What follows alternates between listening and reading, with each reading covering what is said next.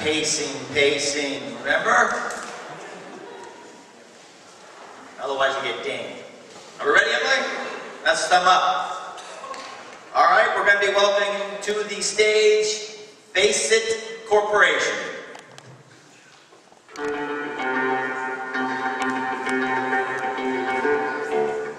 What Startup Quest showed me is that people that are alphas, that come from different respects, from different backgrounds, can work together and can align.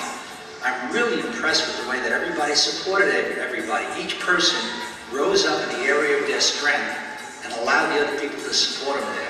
So my big takeaway is that if you take the right people and put them together, it's not necessarily who you think they are, it's what they're willing to do. I believe in startup companies. I believe they're the engine for this country. I love the fact that there's an opportunity to learn how to do it effectively. And that's who I am. I'm an entrepreneur.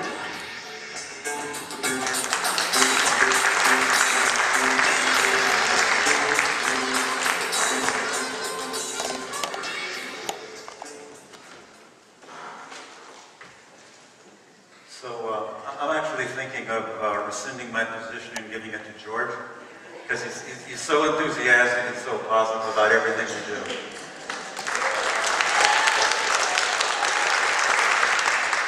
I'm Terry Bentley. Thanks very much for taking the time to hear us out. We save lives, and we save lives, and what we're focused on is saving lives in the heavy transportation industry.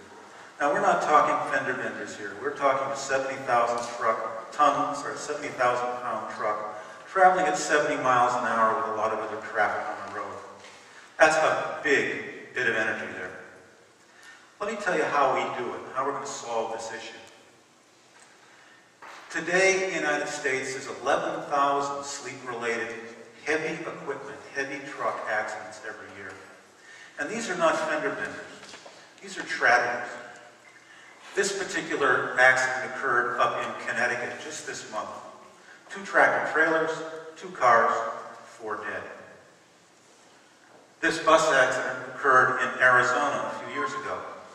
5 dead, 15 injured. This one was the biggest tragedy of all.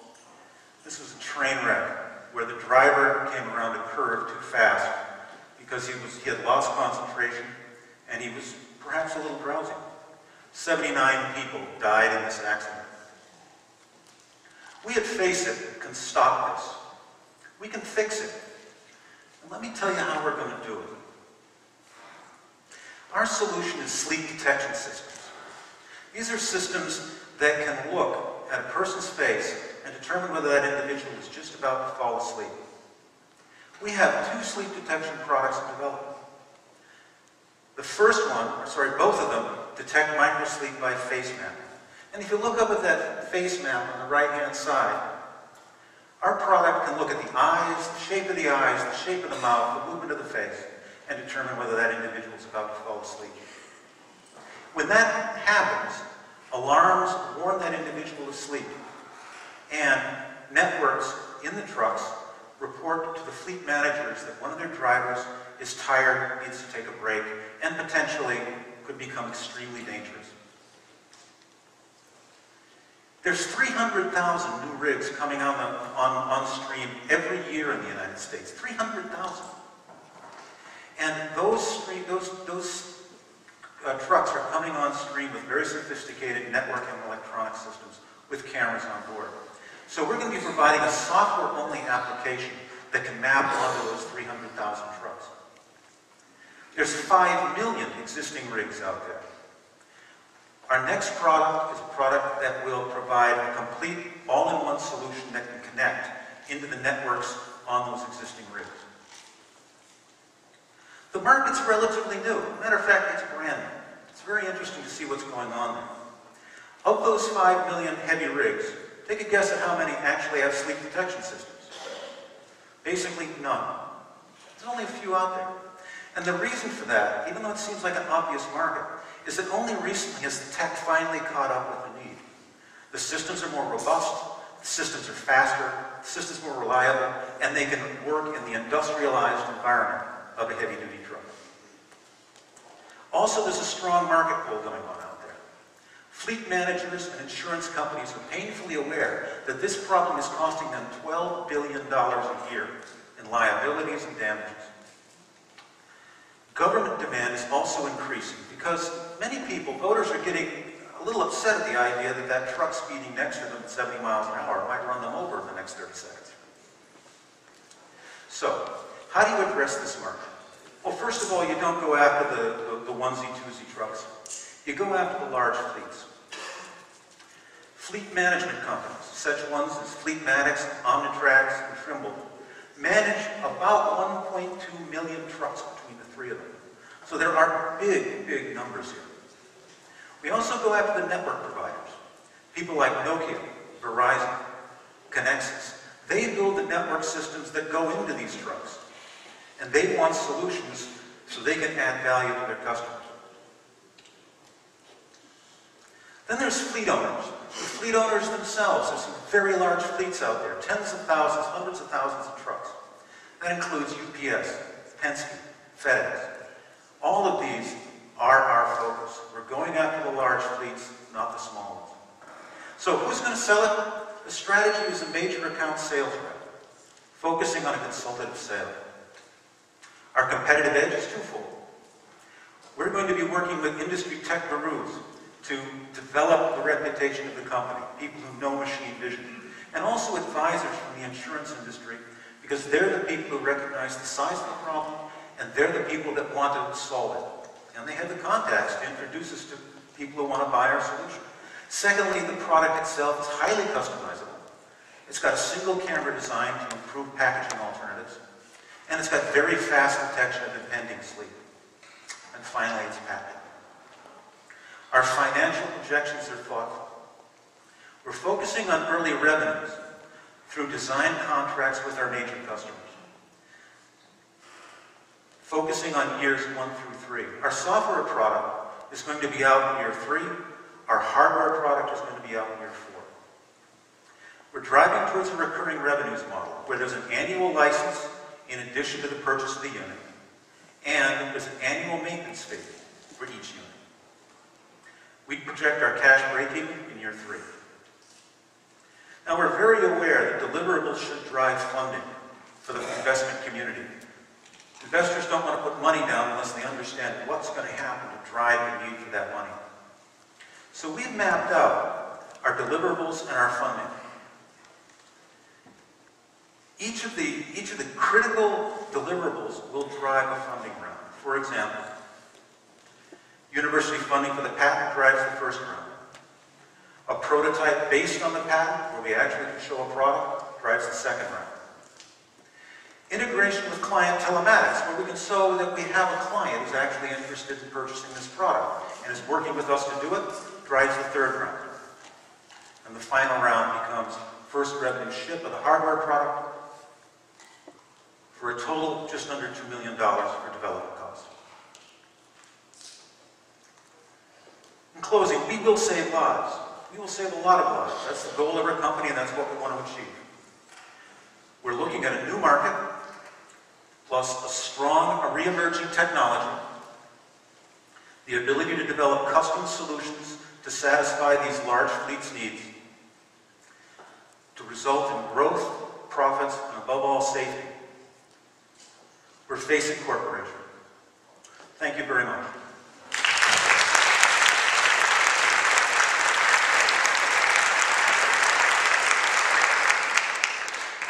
Great job. Really great job. Thank you very much. Are you guys going to build this business? Are you going to move forward with this business? Are we interested in building this business? Absolutely. I'm interested in funding this business. Are you really? Yeah. Well, I'll give you a check. Let's start right on in.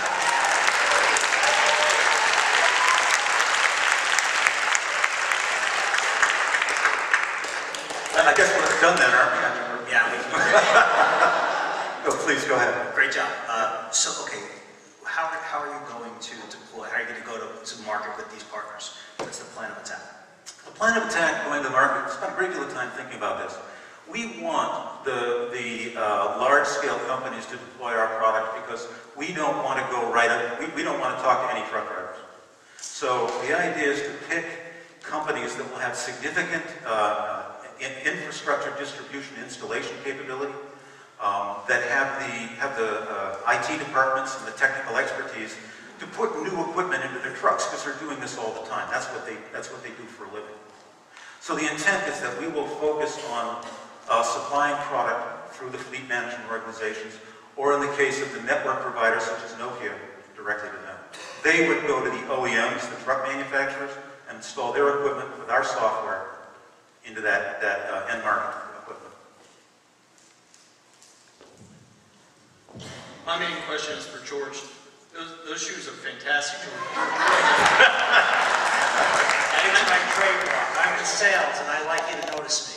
I'd like to invest in those shoes. Yeah. I gotta upgrade my wardrobe game or start requesting anything. But can we spend a minute just on competitive landscape? I thought you did a great job in the presentation of laying that out. And so how are you different than, there are a handful of large, well-funded competitors in the space, big names that everyone in this room knows. How do you compete against those groups? What's the competitive advantage? 3 points. The first thing is that most of the large competitors are working on kinetic solutions for the most part, and lane monitoring solutions to see if the unit is drifting out. There's only a few small advanced competitors working on actually looking at your face and trying to figure out if you're falling asleep. One of them has focused extensively on mining equipment, C machines, I believe it is. There's another one by the name of Toby that is focusing on the whole range of alternatives. And what they're doing is, I think for good reason on their part, they're focusing on the gaming market. So they've done some good research, but they don't seem to be pursuing this market at all. And heck, I wouldn't mind licensing some of their technology, as a matter of fact. But I think we're focusing on a very good untapped marketplace. Gotcha. Thanks, guys. Great job. Let me ask a question here and just preface my comment. You talked about not wanting to talk to truck drivers. I'm not sure why you wouldn't. I find them very lovable and huggable. But let's talk about the truck drivers, because that's where this product is directed at. Is there an ability to turn this device or software or camera off? Sometimes you may not want to have the device on if the truck driver's at the truck stop. And by the way, I love truck drivers too. When I was a kid in college, I did some riding along, and I've got nothing but the highest respect. It was a really tough job. The product would have the capability of being turned on and shut off, but only by the fleet manager. Now bear in mind, the negotiation about the best way to deal with the truck driving community is best handled by the fleet manager. Certainly when the trucks stop, you'd want to be able to shut off the camera. So one of the issues is to get the driver to understand that this is in his best interest. You're not trying to watch him smoke a cigarette. You're trying to keep him from getting killed. And a lot of them understand that. So yeah, you've got to get close to that truck driver, but you've got to manage him intelligently. Good answer. What percentage of equity are you going to be releasing for your $1.82 million? And then what is the exit? How are we going to get our money back? I'd like to write a check, but I'm not going to do it until I know that I'm going to get some money back from it. That's all fair. Our initial viewpoint is that we're seeing over 2.5 years, because it's a long, risky design cycle where we're partnering with a significant investor. We're seeing 30% value of the company being represented by that $2 million. And we anticipate that in year 5, we can take the company out by 15 times EBITDA, just to use a number. That's a $90 million return. Who's the buyer? Pardon me? Who's the buyer at 15x? Buyer at 15x could be either an IPO, or if it's 15x, or it might be down in the 10 to 12x, a strategic investor. Thank you, Face It. Thank you very much.